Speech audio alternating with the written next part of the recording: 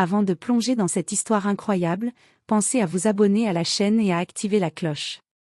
Ici, chaque récit a quelque chose à dire, et vous ne voudrez pas en manquer un seul. Le vent froid balayait les rues de Ridgewood Springs ce matin-là, faisant claquer l'enseigne dorée de la First American Bank contre sa façade de pierre. À l'intérieur, le hall brillait d'un luxe presque intimidant, sol en marbre crème, table en verre poli, murmure discret des machines à compter les billets.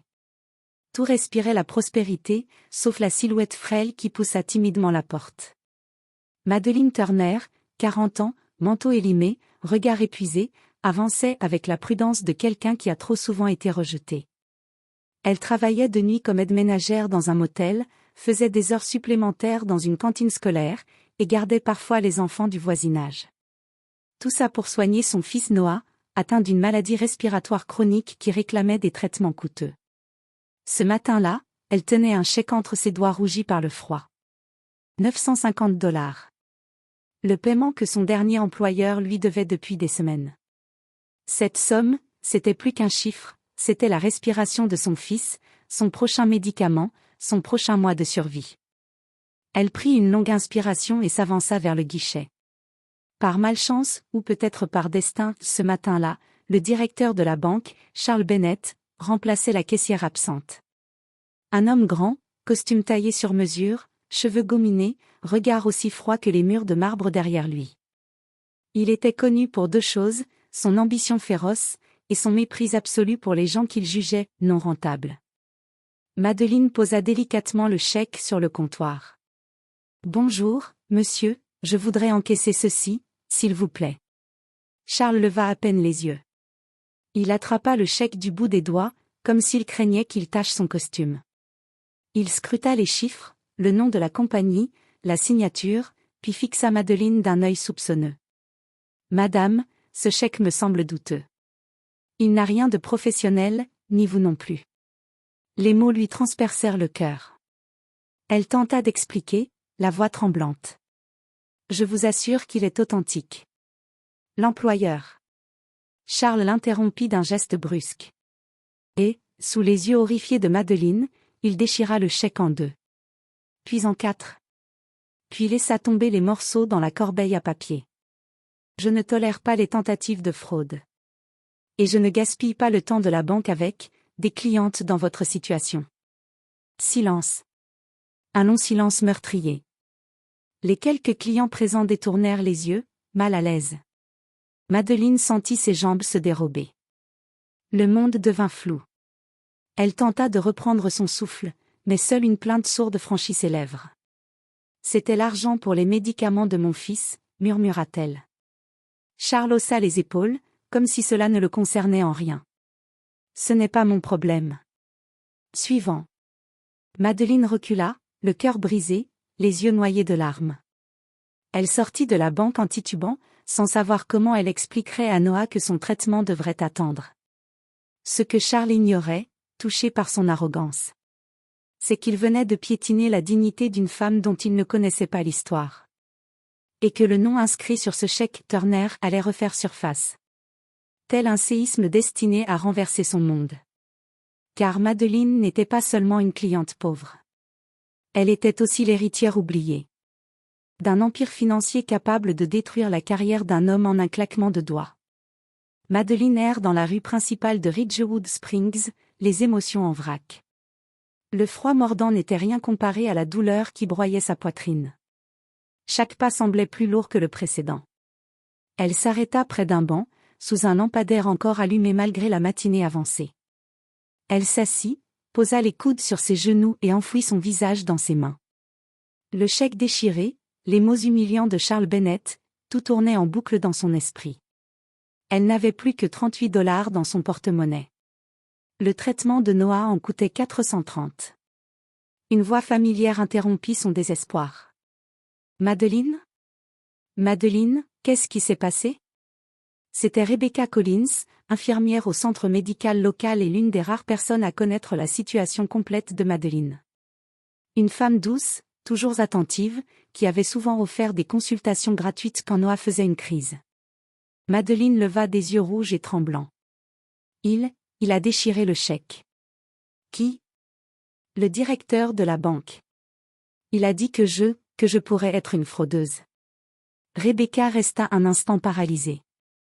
Il a déchiré ton chèque? Dans ta face? Oui, murmura Madeleine, la voix brisée. Rebecca sentit une indignation brûlante lui monter au visage. Elle serra les poings. Il n'a pas le droit de faire ça. Pas comme ça. C'est un document légal. Je n'ai rien pour prouver que c'était authentique. Et je n'ai plus le temps, Noah a besoin de ses médicaments. Rebecca inspira profondément pour calmer sa colère. Viens. On va au centre médical. Je vais parler au docteur Wallace, il t'aidera. On trouvera une solution. Elles marchèrent en silence jusqu'au petit bâtiment blanc du centre de soins. À l'intérieur, l'odeur de désinfectant rassura Madeleine, c'était un endroit où elle ne se sentait jamais jugée. Le docteur Harold Wallace, la cinquantaine, regard bienveillant derrière ses lunettes, les accueillit aussitôt. Madeleine, vous allez bien? Demanda-t-il, inquiet en voyant son visage défait. Rebecca lui résuma la situation. Le docteur Wallace fronça les sourcils. C'est inadmissible. Cet homme a commis une faute grave. Je peux avancer le traitement de Noah, mais il faudra régler la facture bientôt. Je ferai tout ce qu'il faut, assura Madeleine. Wallace hocha la tête. Mais avant qu'elle ne sorte du cabinet, Rebecca l'arrêta en lui tenant doucement le bras. Madeleine, tu devrais arrêter de fuir ton passé. Je ne veux pas en parler. Tu devrais. Ton nom a du poids, plus que tu ne l'imagines. Tu ne peux pas te laisser humilier comme ça. Madeleine sentit une boule se former dans sa gorge. Elle secoua la tête. Je ne veux rien d'eux. Je veux juste vivre en paix avec mon fils. Rebecca ne répondit rien. Mais son regard parlait pour elle. Ce que venait de faire Charles Bennett aurait des répercussions. Et si Madeleine refusait de faire valoir ses droits, quelqu'un d'autre le ferait à sa place. Pendant ce temps, à la First American Bank, l'ambiance avait changé. Dans le bureau du directeur, Charles Bennett, encore fier de sa fermeté, ne se doutait de rien. Il discutait avec son assistant en souriant.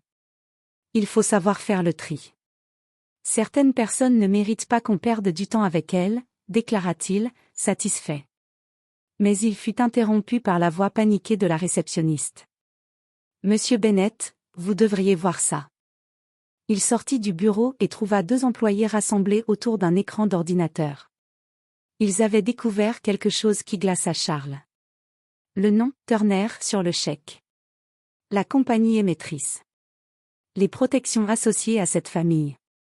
Charles sentit son sourire s'éteindre. Contactez le siège régional, ordonna-t-il d'une voix soudain tremblante.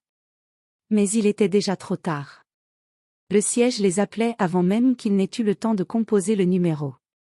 Et pendant que le chaos commençait à naître derrière les murs de la banque, Madeleine, de son côté, rentrait chez elle, ignorant complètement que son nom, qu'elle avait fui, venait d'éveiller une tempête à laquelle même Charles Bennett ne pourrait échapper.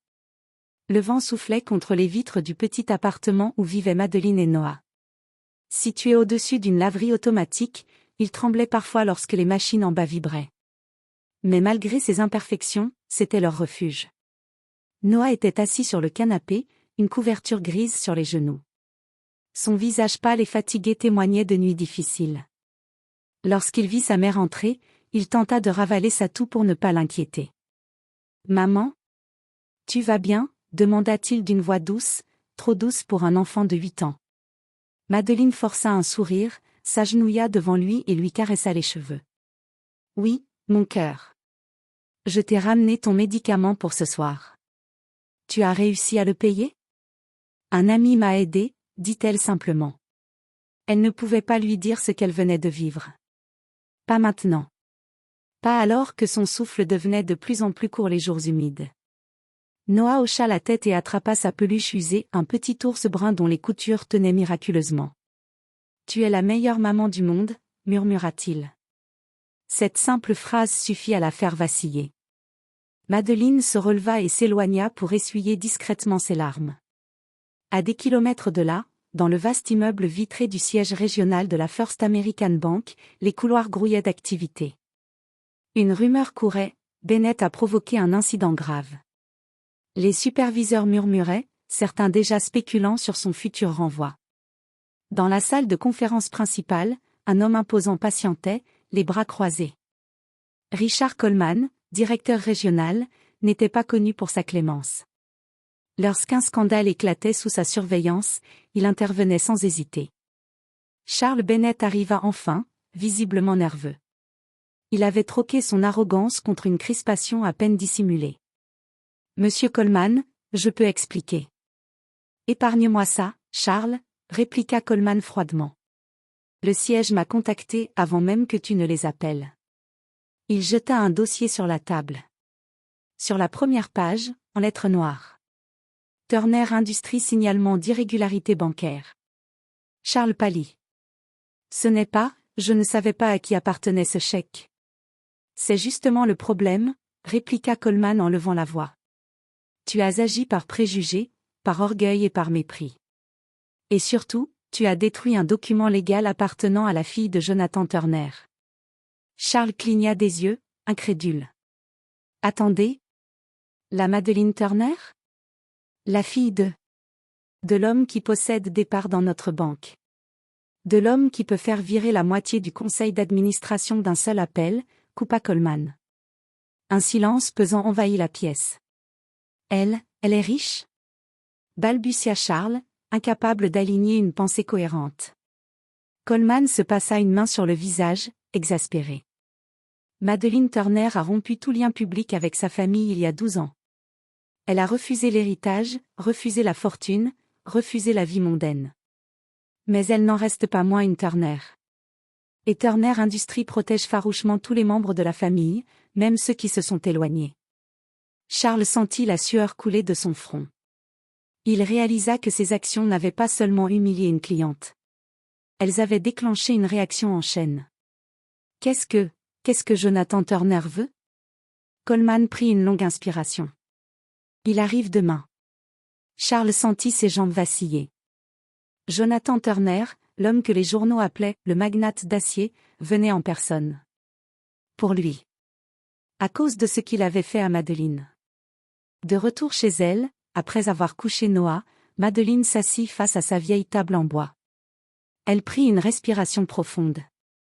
Sur cette table, il y avait une lettre qu'elle n'avait jamais ouverte. Une lettre envoyée des années plus tôt. Elle contenait une invitation. Reviens à la maison, Madeleine. Tu nous manques. Elle avait refusé. Elle avait voulu vivre sans privilège, sans fortune, sans influence. Elle voulait être elle-même, pas la fille de. Mais aujourd'hui, son passé se réveillait. Une vibration la fit sursauter. Son téléphone. Un message inconnu. Nous devons parler. JT. Son cœur se serra. Son père venait d'apparaître après plus d'une décennie d'absence. Et elle savait, au fond d'elle, que tout avait commencé. Le moment où Charles Bennett avait déchiré ce chèque.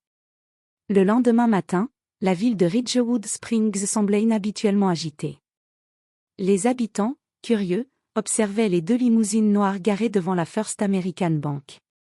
Leurs vitres teintées, leurs chauffeurs impeccablement vêtus, tout indiquait que des gens d'importance étaient à bord.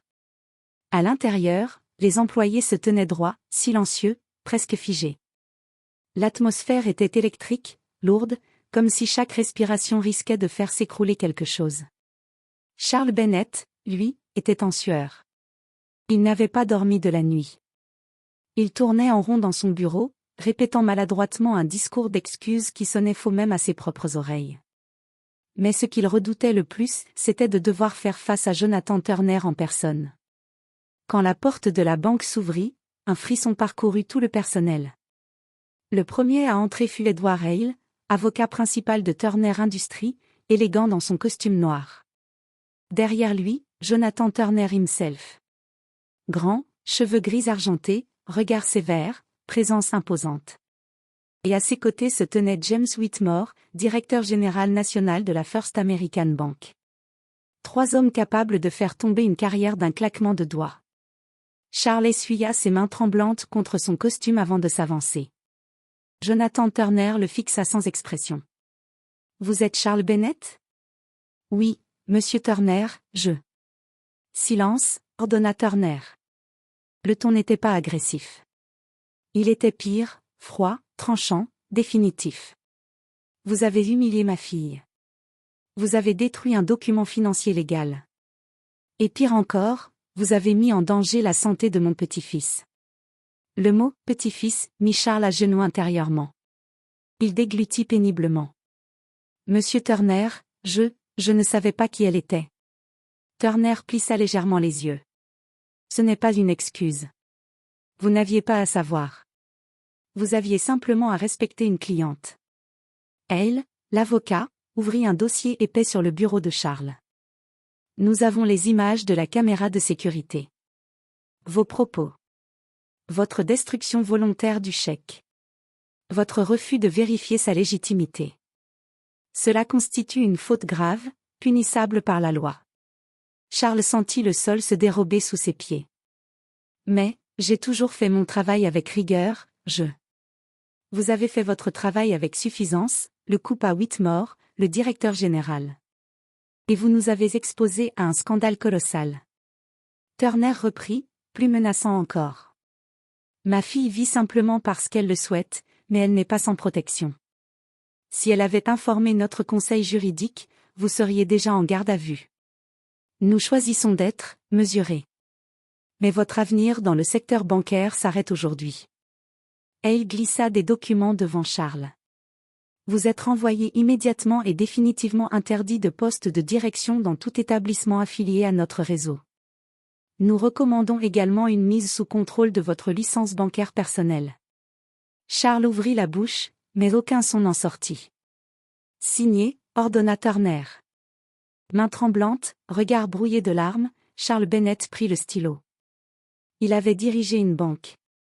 Et maintenant, il ne contrôlait même plus son propre destin. Il signa. Turner ramassa les documents, puis ajouta, d'une voix plus grave encore. Ce qu'elle a vécu, vous ne pouvez pas l'imaginer. Ma fille s'est battue pour survivre loin de nous, et vous avez piétiné ce combat. Je ne vous pardonnerai jamais pour ça. Puis Jonathan Turner tourna le dos sans un mot de plus, quittant la pièce comme une tempête silencieuse. Les limousines démarrèrent quelques minutes plus tard, laissant Charles seul, effondré, dans le bureau qu'il avait autrefois rempli de son arrogance. Pendant ce temps, dans son petit appartement, Madeleine préparait une soupe chaude pour Noah. Elle n'avait pas encore répondu au message de son père. Une part d'elle ne voulait pas replonger dans ce passé. Une autre savait qu'elle n'aurait bientôt plus le choix. Elle regarda son téléphone, l'écran encore éclairé du message. Nous devons parler. JT. Elle soupira profondément. La vie qu'elle avait fuie venait de frapper à sa porte. Et tout ça parce qu'un directeur hautain avait cru qu'il pouvait juger une femme par son apparence. Le soleil commençait à disparaître derrière les toits lorsque quelqu'un frappa à la porte du petit appartement. 3 coups. Lents. Mesurés. Comme si la personne de l'autre côté savait exactement ce qu'il signifiait. Madeleine sentit son cœur se serrer. Elle savait. Avant même d'ouvrir, elle savait. Noah dormait dans sa chambre, épuisé par sa crise. Elle essuya ses mains sur son vieux tablier, inspira profondément et déverrouilla la porte. Dans l'embrasure se tenait Jonathan Turner. Son père. Ses cheveux gris soigneusement coiffés, son manteau long d'un bleu profond, son regard perçant, rien n'avait changé. Il avait toujours cette allure imposante, le charisme naturel d'un homme qui dirigeait un empire. Mais ce soir, quelque chose en lui semblait fragile. « Bonsoir, Madeleine », dit-il doucement. Elle resta immobile, figée entre la surprise, la colère et une tristesse immense. « Qu'est-ce que tu fais ici » souffla-t-elle. Jonathan baissa légèrement les yeux. « Je suis venu te voir. Te parler. Et voir Noah. » Elle se raidit. « Tu n'as jamais voulu nous voir. »« Ce n'est pas vrai, » répondit-il, la voix chargée d'une douleur rare. « Tu n'as pas essayé, » répliqua-t-elle. Un silence lourd descendit entre eux. Jonathan inspira profondément, comme un homme qui prépare sa confession. « Quand tu es parti, j'ai voulu te laisser la liberté que tu réclamais. Tu m'as dit que tu ne voulais plus de notre nom, plus de notre argent, plus de notre vie. Que tu devais apprendre à exister seule, sans être la fille Turner. J'ai respecté ton choix, même si cela me déchirait. Madeleine sentit ses yeux brûler. Mais tu n'as jamais demandé pourquoi je suis partie, murmura-t-elle. Jonathan releva lentement la tête. Je savais que c'était à cause de ta mère. De ses exigences. De la pression. De la famille. Je savais que nous t'étouffions. Ce n'était pas seulement ça, répondit-elle d'une voix brisée. J'avais besoin de me trouver. De vivre comme les gens normaux. De ne pas être une héritière qu'on observe, critique ou utilise. Jonathan entr'ouvrit les lèvres pour répondre, mais elle continua. Et puis, quand j'ai découvert que j'étais enceinte de Noah, j'ai compris que je ne voulais pas l'élever dans ce monde-là. Dans un manoir où chaque geste a une valeur politique, où chaque parole est surveillée. Elle posa une main contre son cœur.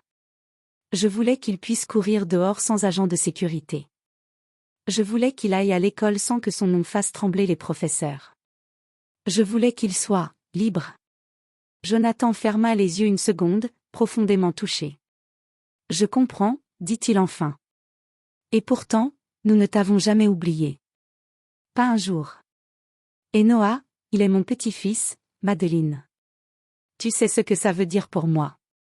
Elle détourna le regard. Jonathan fit un pas en avant. Je sais ce que cet homme t'a fait à la banque. Je suis désolé que tu aies eu à vivre ça seule. Je suis désolé de t'avoir laissé partir sans me battre pour rester dans ta vie. Sa voix se brisa légèrement. Laisse-moi vous aider. Laisse-moi vous protéger. Laisse-moi rattraper le temps perdu. Madeleine sentit son cœur chanceler. La colère en elle était réelle, mais la solitude aussi. Et derrière la douleur de leur histoire, il y avait quelque chose d'incontestable. Jonathan Turner aimait sa fille. Elle essuya une larme silencieuse. Je vais y réfléchir, murmura-t-elle. Jonathan sourit doucement, avec une émotion rare chez lui. C'est tout ce que je demande. Il tourna légèrement la tête vers la chambre de Noah, puis reporta son regard sur elle. Passe-moi un message demain. N'importe quand. Je viendrai. Il s'éloigna lentement dans le couloir, son manteau flottant doucement derrière lui. Avant de disparaître dans l'escalier, il ajouta. Tu n'es plus seule, Madeleine. Plus jamais. Quand elle referma la porte, Madeleine posa une main tremblante contre ses lèvres. Elle se sentait à la fois soulagée, bouleversée et terrifiée. Car même si elle avait fui son nom ne l'avait jamais abandonnée. Et désormais, tout ce qu'elle avait construit dans l'ombre allait être confronté à la lumière de son passé. Une lumière qui pouvait la sauver. Comme elle pouvait la brûler.